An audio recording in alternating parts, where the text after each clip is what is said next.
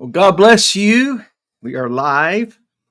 I'm testing my new microphone, so I hope it's nice and clear. I got a different setup. I used to have a big boom that was it was just very obtrusive. But God bless you. So glad you folks are here today. And let me just check my sound. That way I'm not worried about it. I've always got to deal with brand new setups. And yep, that's got nice and clear. Praise God. Hey, Aaron, God bless you. Welcome. So glad you're here today, my friend. And today I kind of got a little bit of a different um, uh, topic to talk about. I'm not in any way a complete guru or professional on cryptocurrency, but I do want to talk about it because I do believe that it is going to be the vehicle for the future for people that want to do small investments or utilize it. Cryptocurrency has really made a huge shift. The basic understanding of cryptocurrency, in a nutshell, for the past probably 10 years or so, is it is like a security type of thing, but it's something that its value is what people put in it, what people say its value is. It's just like real estate. My wife Jennifer is in real estate, and real estate's crazy because you can have a house in the middle of a field somewhere and go and dig a pond next to it, and then say it's waterfront property, and it'll jump 10,000 in price. Of course, if you do have actual waterfront property or a great location or something like that, the value explodes in its increase. In fact, everything that we do in America is based on what people say value is. Even the dollar you have in your wallet. The only reason why the dollar in your wallet has value because someone sat down one day and established that value. And that's why grocery stores and different types of stores and people of that nature will accept your dollar bill because they say it has a certain value. And so they take their products and they price their products right according to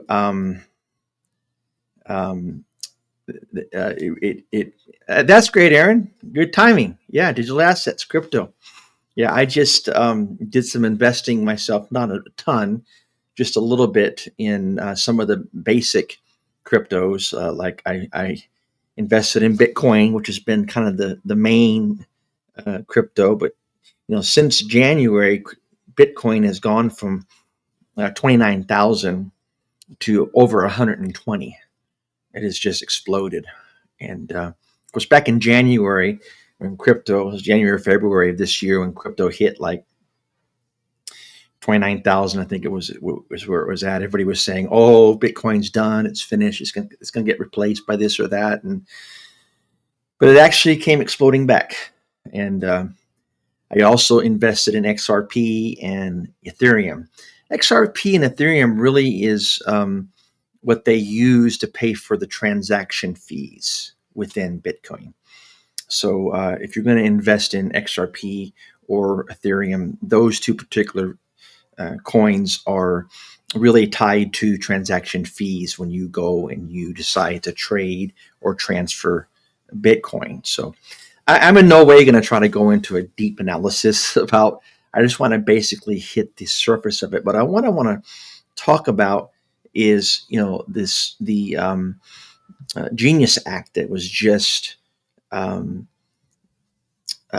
cleared, just signed into law by our government, by Congress, and of course President Trump was the one that presented it, and really it was a brilliant move on the on behalf of President Trump, because he basically is stabilizing the U.S. dollar using what is called stable coin.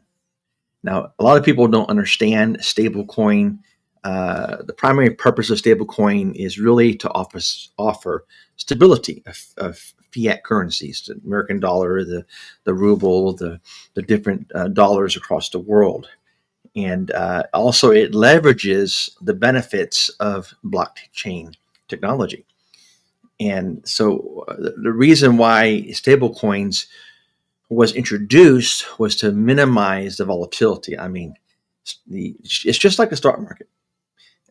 Stock market can be very volatile. You got to keep an eye on it. You can't. It's not something you can set and forget.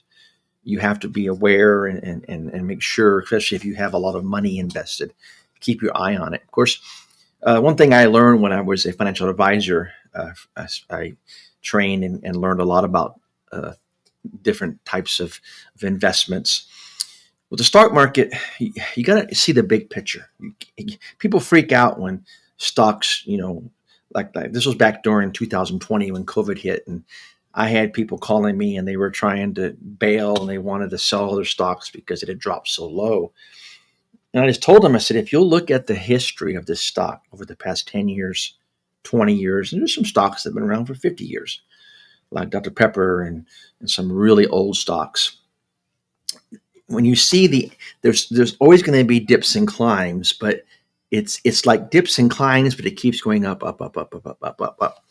And that's what you look at when you look for a stable stock, is something that has performed well over 20 years. And then, of course, you've got several kinds of investments that you can do.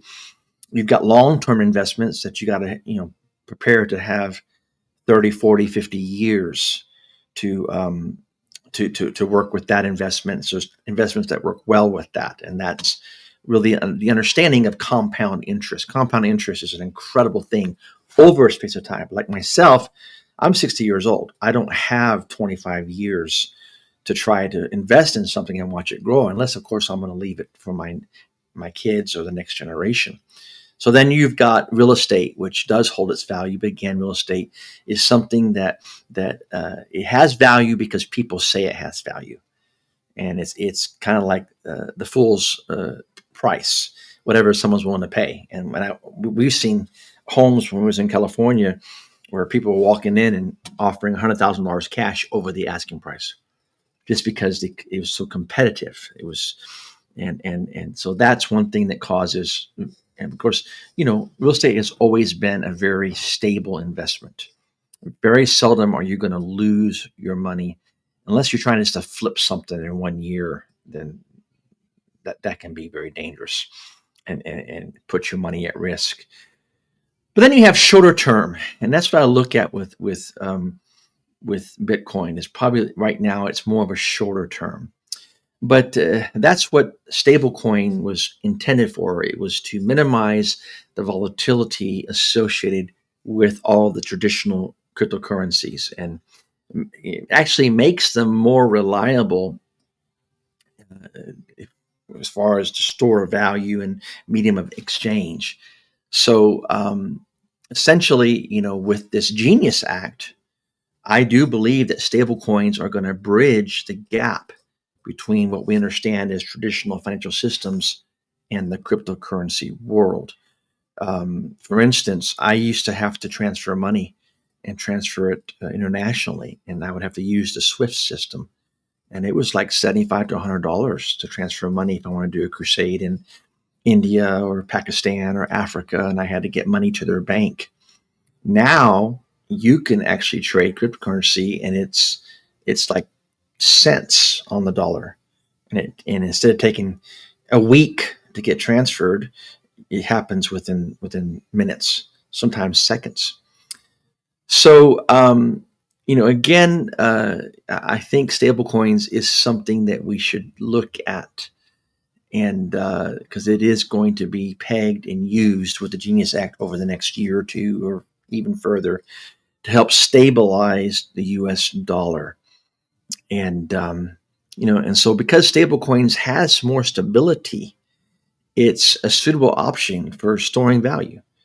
It's going to be less accessible to price fluctuations. So you don't have time to sit down and watch your cryptocurrency, every week or every day or whatever, however much you look at it, or have all these apps on the phone that's going to notify you when it drops below a certain point or whatever. I mean, you got to really pay attention, because even one day, I had a friend that had $750,000 invested in 3 cryptocurrencies, and he was constantly checking his phone every hour. I don't have time for that. That's insane. That's crazy. And this is, of course, stablecoin is not necessarily going to be a set and forget type of investment, but it's not going to have as volatile price fluctuations. And I believe stablecoin is going to also become more currently used for everyday transactions. You can use stablecoin to be able to put gas in your car or to do this or that, and it can facilitate that cross-border payments between the normal U.S. dollar, which I don't have very many dollars at all in my wallet. I very seldom ever have dollars. Everything is done digital anyway. When I work at my job, at insurance, when I make a sale, they put money in my account directly, my digital process. When I drive Uber and I cash out, I only see dollars when someone actually gives like an offering in dollars, or I go to the ATM and I take dollars out. That's about the only time I ever handled actual dollars. So everything is digital anyway, and I believe it's going to be more efficient. Stablecoin will be. I mean, I can see now. I know we're connecting with Mercy Culture, and they have, and because the pastor of Mercy Culture in Fort Worth is very, very involved with Bitcoin and very smart with it. But he has ability on his website that if you want to give with cryptocurrency, you can. And he may be using stablecoin. I haven't looked into it. And so, part of what stablecoin is a core component of is the decentralized finance part of cryptocurrency, or the DeFi. There's a lot of DeFi applications. There's lending, there's borrowing, there's farming, yield farming, and stablecoin does produce a base. So I think it's just like, hey, George, God bless you. Thank you so much. Appreciate your love and honor from Minnesota. That's Pastor George Morin from, I forget the name of the city he's in. It starts with a B, but he's from Minnesota, just above Minneapolis. Thank you. But yes, Aaron, you're correct. It's a topic that we must address, because it's amazing in the scriptures, when Jesus wanted to gauge spirituality, he always used people's ability to handle finance as a gauge. And it is true, because when it comes to finances, it's a tool. That's all it is. I love one of the investment teachers that I've listened to quite a bit, Jim Baker. Really, really smart, really good stuff. I went through his course he gave on finances, but he talks about how mammon is a spirit, and if you're worshiping mammon is if any kind of finance has an unnatural hold on you, if it affects your emotions and affects your responses in a very dramatic way. We have to recognize, in what he calls money as soldiers. You just send the soldiers to go do the kingdom work it's supposed to be done. And I'm personally praying for a great army of soldiers in 2025 and 26. I'm really feeling a shift in our ministry. We're going to continue impacting and affecting the Austin region, but I'm really feeling a burden to start traveling again to nations and to preaching the gospel and sharing and building the kingdom. I've actually got a trip coming up in October October the 6th through the 18th, I'm going to be going to India and ministering with two separate groups that have been connected with us for a long time, from one for about 5 years and one for probably 15 years. Do some pastors' conferences and crusades. So I'm really shifting a lot of my effort and finance and energy. And of course, if any of you want to be part of this upcoming meeting, I'm going to put more information about the meeting in India on our website, spiritled.net. Here I'll type it in, and you can get more information on our website. And I haven't updated the site yet because I just booked my tickets yesterday, of all things. And I'm working on right now getting my visa applied for and stuff like that. So be in prayer with me that that'll all go smooth, that they'll give me my visa and won't deny it. And I'm believing it's all going to go together smooth. I feel good about it.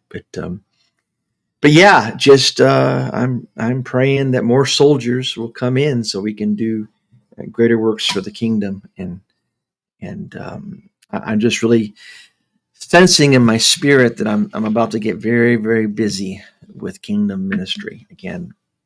Probably not as crazy as I was doing for so many years when I was traveling with the Pentecostal denomination, but I do believe it's going to really get ramped up. That probably at least each month I'm going to be traveling somewhere to speak and minister. And so, of course, I'll let you know if I'm going to be in your region or area doing any ministry, and we could maybe meet and connect. But all right, well, I kind of strayed away from what I was talking about, but I hope that helps you. And just diversify. Don't put all your eggs in one basket. That's a basic investment principle. Diversify. So it's good to have several types of crypto you're investing into and some stable coins. It's good to have several different types of stocks. I have 5 different types of stocks that I invest in. And I don't remember all of the names right now, but there's anyway, I'm going to mess up trying to remember them. So just diversify. And yeah, I was wondering how long it would be before our friend here showed up. So yeah, I'll take your money and I'll be your daddy. Just send it straight on to me. I'll take everything you want to give. Hey, God bless you, Denisha. Yeah, I don't know if we get something in the Louisiana area, I'll let you know. All right, guys, love you so much, and pray that God will just bless you. Thanks for joining us today. And I think I'm going to change the name of the broadcast to Kingdom Money Grabbers. So our friend that comes on, that way it'll make him happy. Anyway, I'm joking. Guys, I love you. Thanks for your love and support. And I hope this little talk with you helped. God bless you. Thank you for joining us today on this Kingdom Discussion with Spirit-Led Broadcast. We would love to come alongside you and find out what God has called you to do in your prophetic destiny to impact the sphere of society that you are called to. Please reach out to us and let us know how we can serve you. And thank you again for your prayers and your support and for joining today's broadcast.